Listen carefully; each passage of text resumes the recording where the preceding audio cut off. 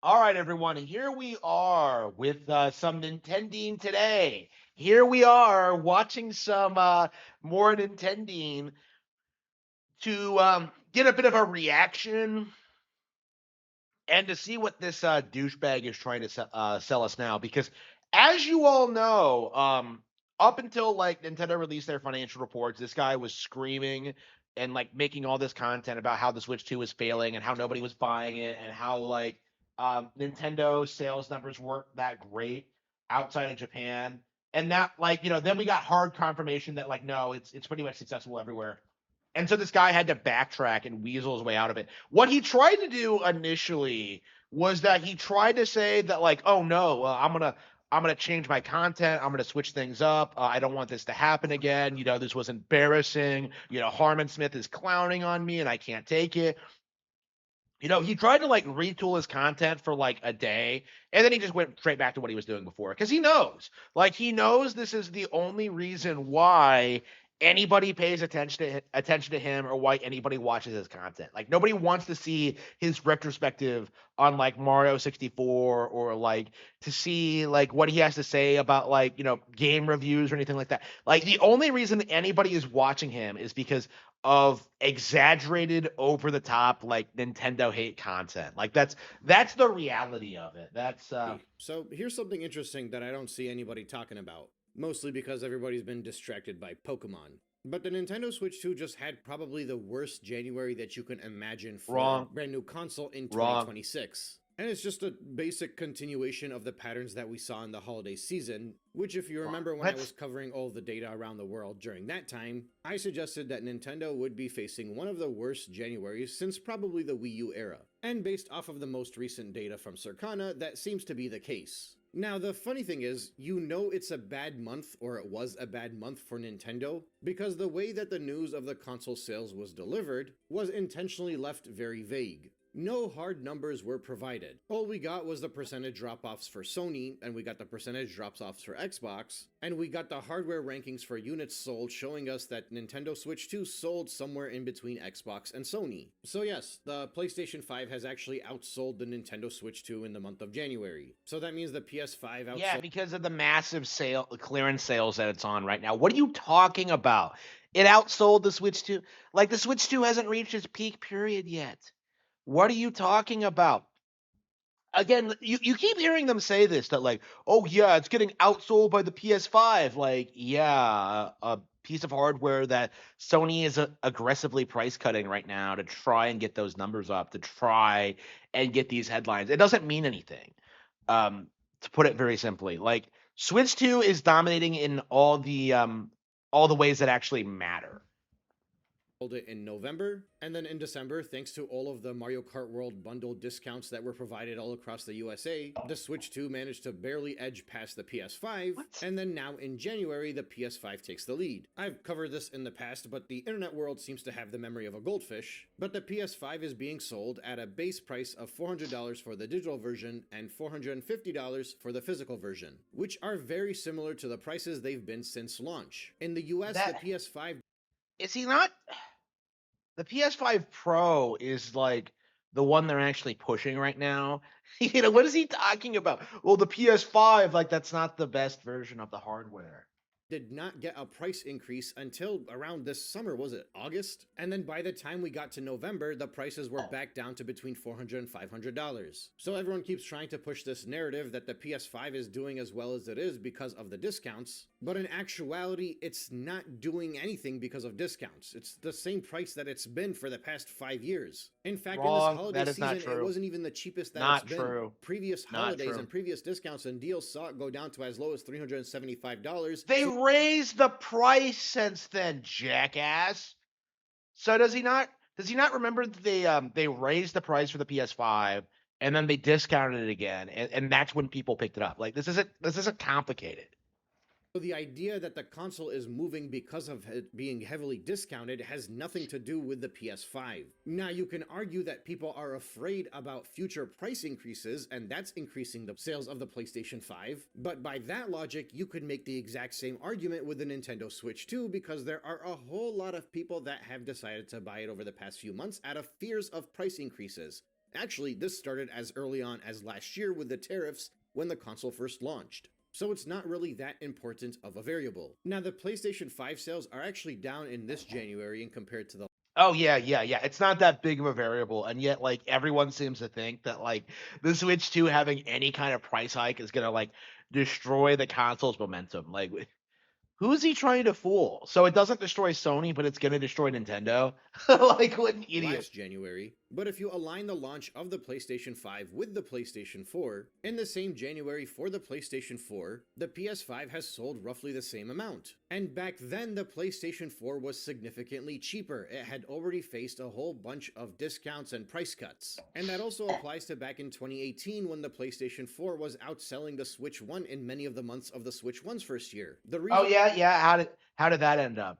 You know, how did the PS4 stack up against the Switch One? Are you gonna are you gonna explain to that that to me, Nintendine? Yeah. So essentially, you can't trust Sony's numbers. Like that's something I've been saying for a long time because I come out and I say that like yeah the PS2 sales numbers are fake, the PSP sales numbers are fake. Like there's no way these consoles did as well as like Sony is claiming. Like that's just the reality of it.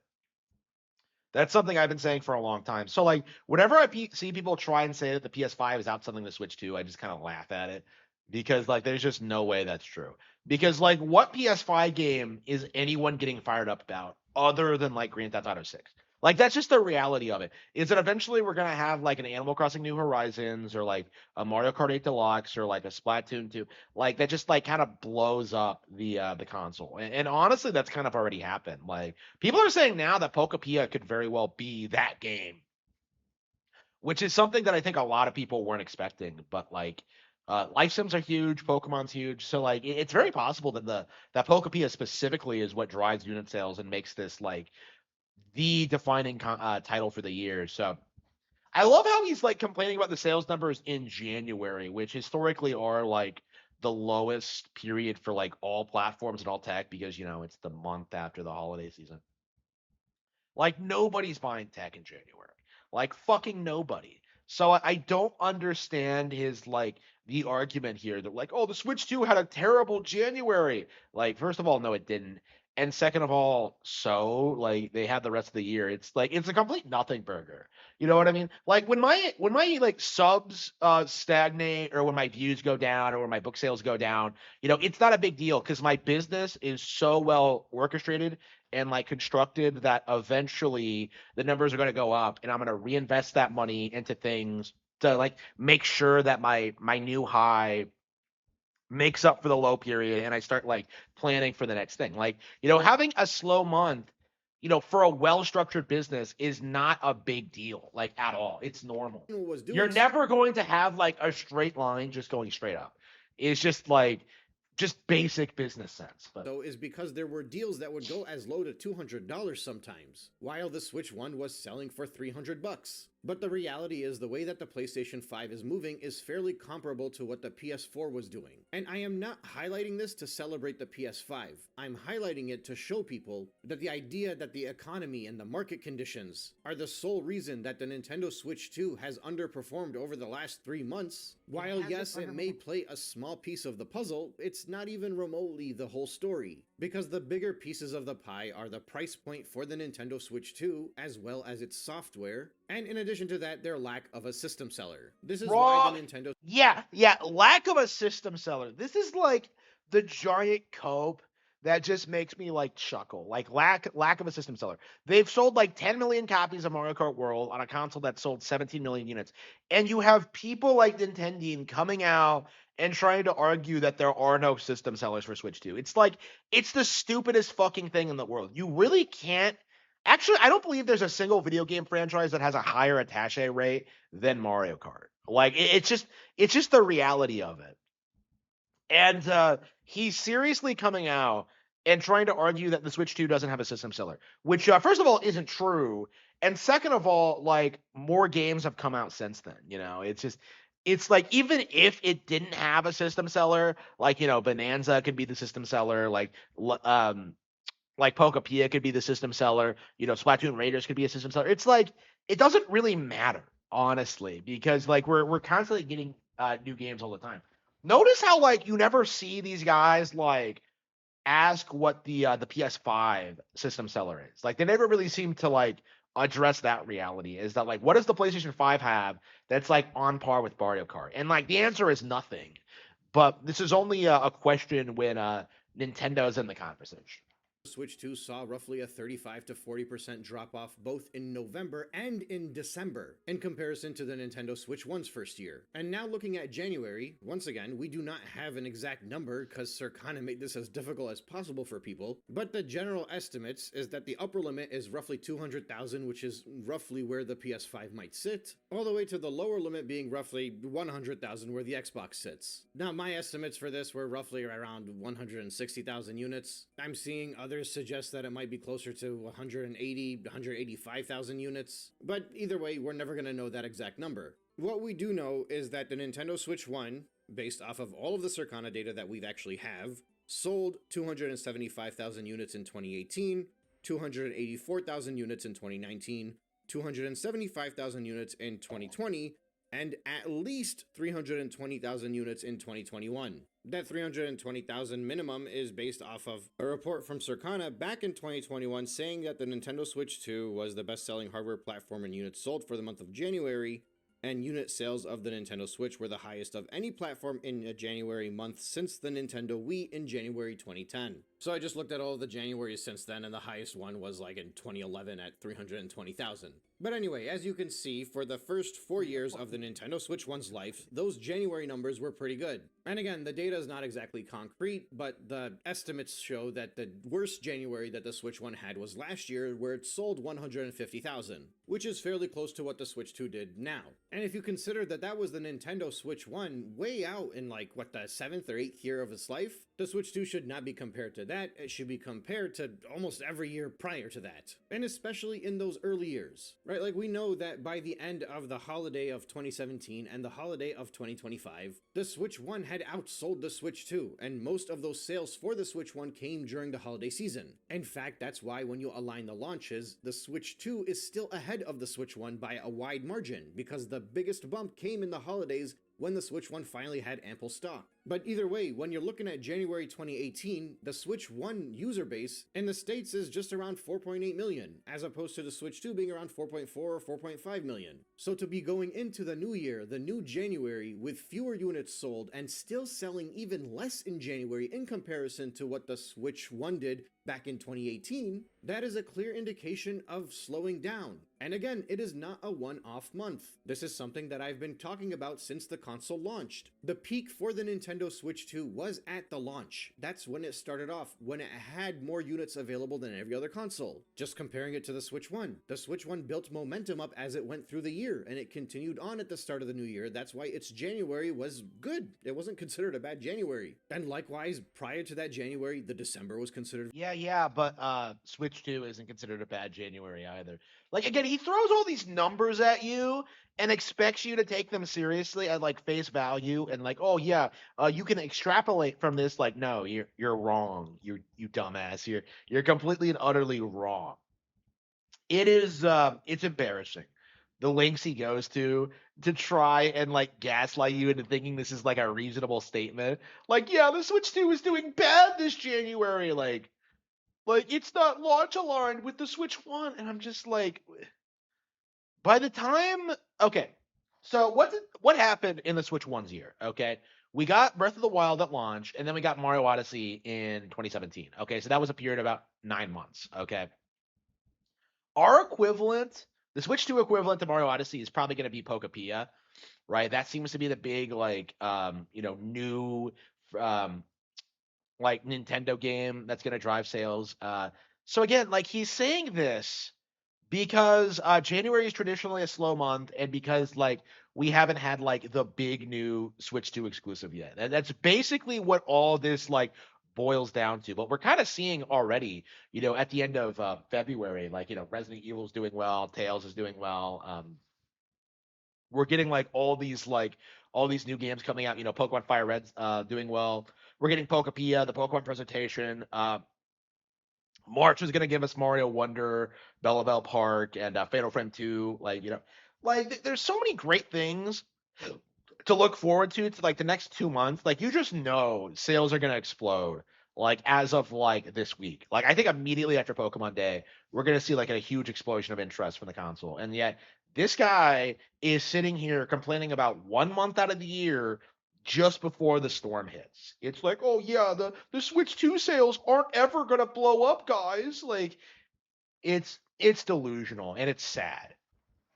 very good. The November was considered very good. But no, what we've seen for the Switch 2 was that its launch month was very good. The July was good. And then every month after that, including the October where Pokemon launched, was like it was considered a good month, but nothing like out of the ordinary for the new Pokemon game for a new console, followed by record lows of a holiday season. And then it continued to trend downwards into Record lows during the holiday season.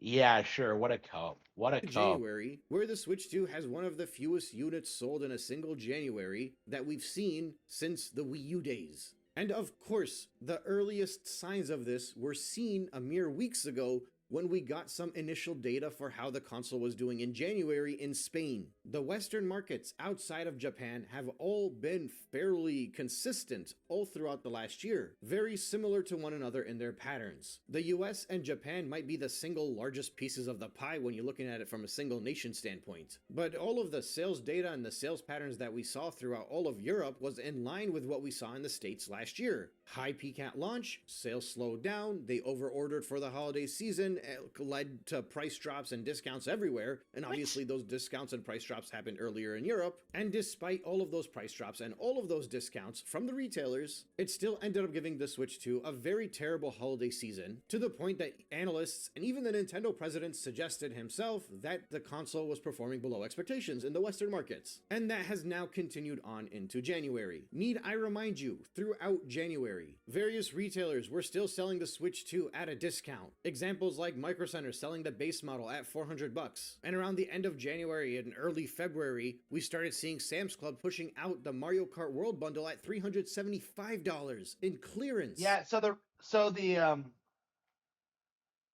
this is retail these are retailers selling the console at a discounted price. Okay, this has nothing to do with Nintendo. It's not an indication of like overall console sales. They're just trying to sell you the hardware so they can sell you the games. We saw more and more fears and suggestions that the Nintendo Switch 2 was going to get a price hike and you needed to buy it now or you're going to get it later more expensive, which again is the same type of rhetoric that was being pushed last year prior to the console being available at discounts everywhere. All of this chatter and it still had one of the worst Januaries since the Wii U. But if you're being as optimistic as humanly possible, the January drop off from the Switch 1 into this January for the Switch 2, again, if you're giving the ultimate benefit of the doubt for the Nintendo Switch 2, was 20% down. And that's after having a holiday season that was 35 to 40% down. But at that point in time, you have to remember that this last December was also tracked as a 5-week December. So that extra week that could have gone to January ended up going to December. So that means a 5-week December still underperformed in comparison to pretty much every other holiday that the Switch 1 had. The whole 5-week versus the 4-week thing, it eventually balances out over time, but it's only ever brought into the discussion when it's needed to cushion the effect of a bad month. But the reality is, even when you compare this 4-week January with every other 4-week January for the Switch 1's life, it's still one of the worst, if not the worst performing January since the Wii U days, by a minimum of a 20% drop off. Yeah, he sure loves that talking point, doesn't he? Like, he showed the numbers and it's like it's not that big of a drop off. Like, it's not that big of a deal. Like, especially when you take into consideration that a lot of games that came out over the holiday season also launched on Switch 1. So like, that's the big caveat to this that he's not bringing up, and that a lot of these analysts aren't bringing up, is that like the Switch 1 is far more relevant at this stage than like the 3DS was at this point in its life. Okay, so like when the Switch 1 came out, it kind of felt like the 3DS was done and that like it didn't really have much of momentum left and it kind of immediately kind of fell off. Unfortunately, but it is true. The Switch 1 does not have that problem. ZA sold like what, like 8 million units on Switch One. Tamagotchi Life is launching on Switch One. Like, there are plenty of Switch One games that are coming out and still doing very, very, very well. And coincidentally, all these analysts aren't bringing up that reality that like the Switch One is still very, very relevant and that it's still selling a ton of units. And like, the sales charts for that console look radically different than the Switch Two. That's one of the interesting things about the Switch One that I think a lot of people don't understand is that like because of the way the shared ecosystem works, um, the Switch One library is actually very, very relevant because you're still seeing a lot of games still sell on the Switch One eShop. You can go on there right now and see the bestsellers page. Like Super Mario Party Jamboree is like number 3 bestseller on the Nintendo Switch One eShop. When you take that into consideration, when you look at like these numbers, when you look at situations like Pokemon Legends EA, where the Switch One version sold more than the Switch Two version, I myself bought the Switch One version and then upgraded it to the Switch Two version. Um, you really see that like there's a huge hole in this argument that this was a bad month for Nintendo because it's only looking at Switch 2 numbers.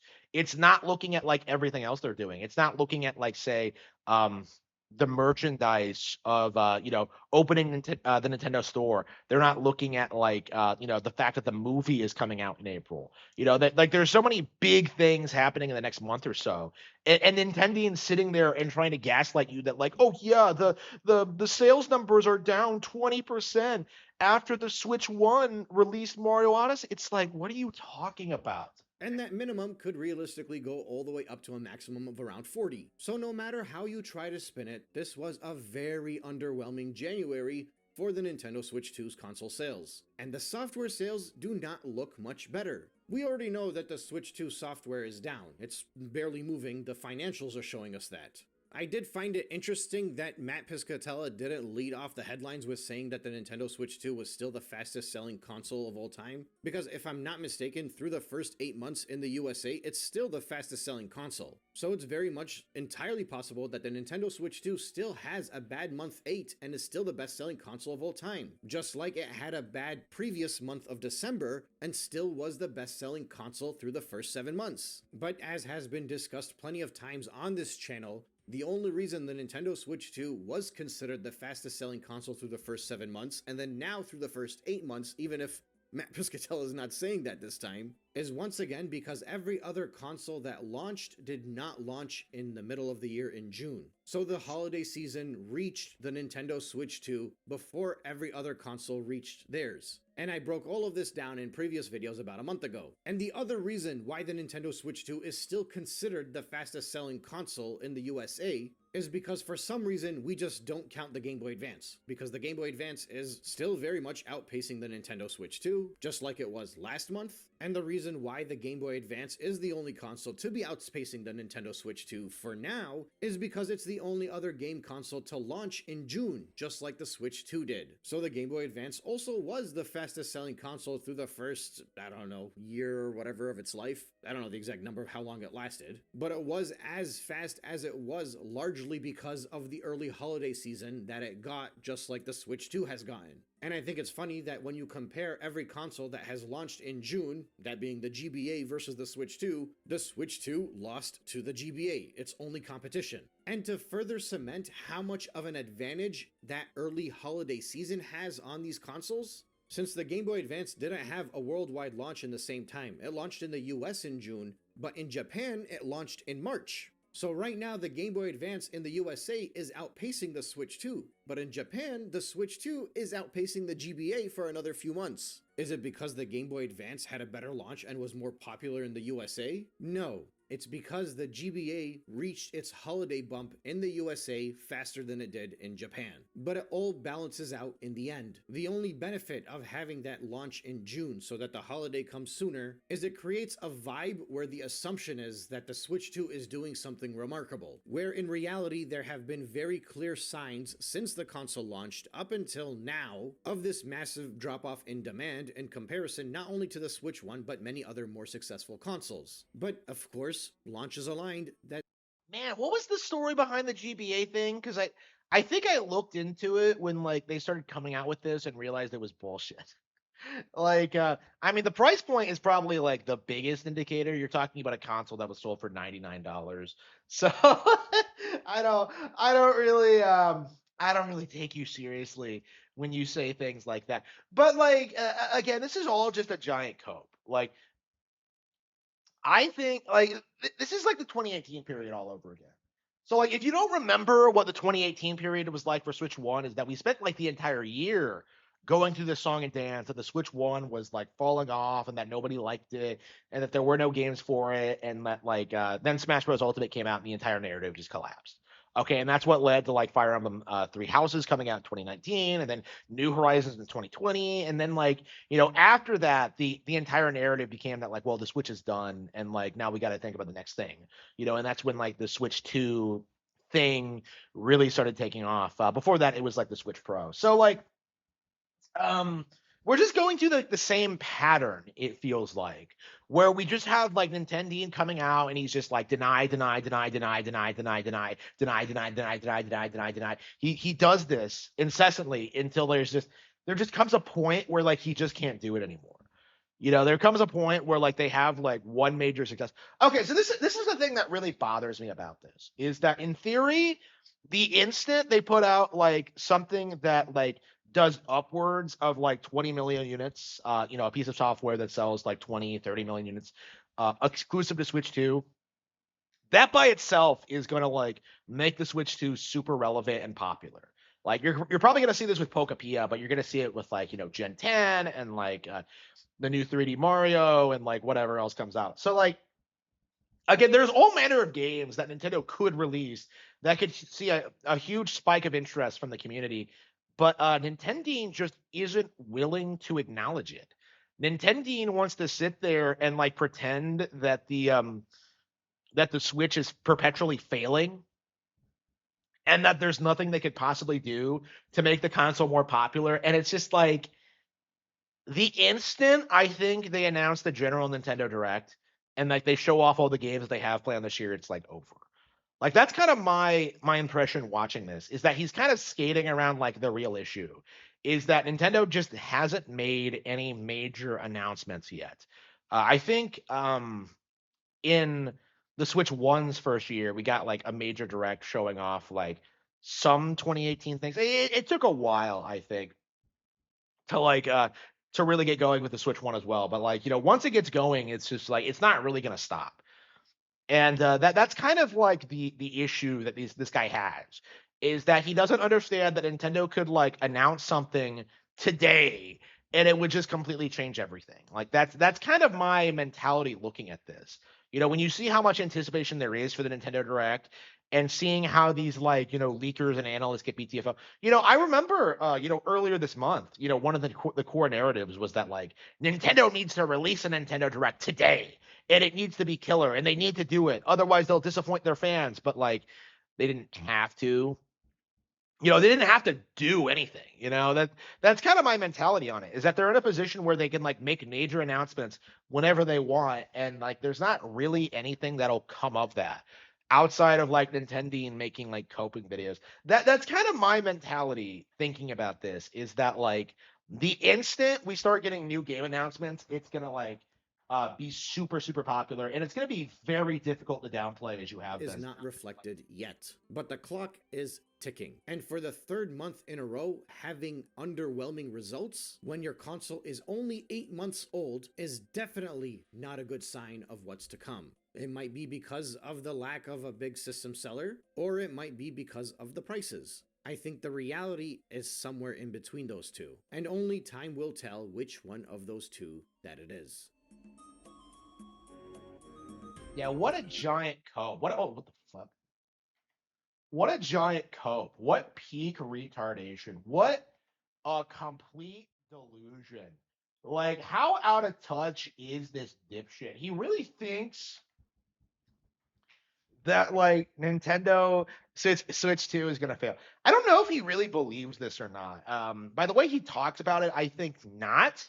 Like to me, it comes off as if Nintendine like really is just someone who understands that there's a niche for this kind of content and will like obsessively make content out of a desperate attempt to grift. and to try and get like to 100,000 subs before like the entire thing collapses. That's kind of my impression of Nintendine. Is that like he's just very desperate for relevancy on YouTube and will do anything to get it. But like watching these videos and watching these guys like flail around trying to like keep the narrative negative, it's collapsing in a big way. And I think like the more important thing honestly is to kind of acknowledge just how insane and delusional these people actually are. Because they're always talking about Nintendo fanboys and how we clown on them and how pathetic they are, and it just comes off as like complete projection on their part because they obsess with Nintendo, I think, far more than the average fan, because you don't have people like, combing through business, like financial reports to make these weird radical claims and to like make these allegations. It's not something fans do. And Nintendine is just playing to this audience of like Nintendo haters who will just swallow up anything that tells them that Nintendo is failing. And what we're seeing very slowly, very gradually, is that like his entire narrative is just going to like completely collapse. We've already seen that with like the official sales numbers that they released when it did around like 17 million units, which by the way is what I predicted, around 17.